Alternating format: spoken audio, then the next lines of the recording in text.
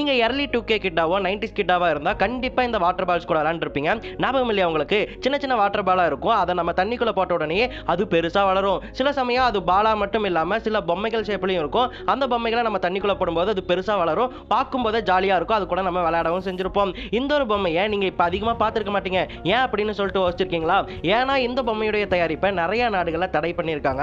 அதுக்கான காரணம் என்னன்னு கேட்டீங்கன்னா, இந்த பொம்மைகளை பார்க்கும்போதே நமக்கு சில சமயம் சாப்பிடணும்னு தோணி இருக்கும்ல, அந்த மாதிரி உண்மையிலேயே நிறைய குழந்தைகள் நிறைய நாடுகள்ல சாப்பிட செஞ்சிருக்காங்க. நம்ம உடலுக்குள்ள இருக்கக்கூடிய ரத்தமும் தண்ணி மாதிரி தானே, அதனால நிறைய குழந்தைகள் இதை கேண்டீன் நினைச்சு விழுங்கினதால அந்த பொம்மைகள் எல்லாமே அவங்களுடைய வயிற்றுக்குள்ள போயிருக்கு. வயிற்றுக்குள்ள போய் பெருசா வளரவும் தொடங்கி இருக்கு. அப்படி வளர்ந்ததால நிறைய டீஹைட்ரேஷன் அண்ட் வாமிட்டேஷன் மாதிரியான பிரச்சனைகளும் ஏற்பட்டிருக்கு. அதோட இந்த பால்ஸை ரிமூவ் பண்றதும் டாக்டர்ஸ்க்கு கஷ்டமா இருந்திருக்கு. இந்த ஒரு காரணத்தாலேயே நிறைய நாடுகள் இந்த வாட்டர் பால்ஸை குழந்தைங்க கிட்ட விளையாட கொடுக்காதீங்கன்னு சொல்லி அந்த வாட்டர் பால்ஸை தடை பண்ணியிருக்காங்க. அதனால தான் இந்த வாட்டர் பால் டாயை நம்ம இப்ப பார்க்கறதே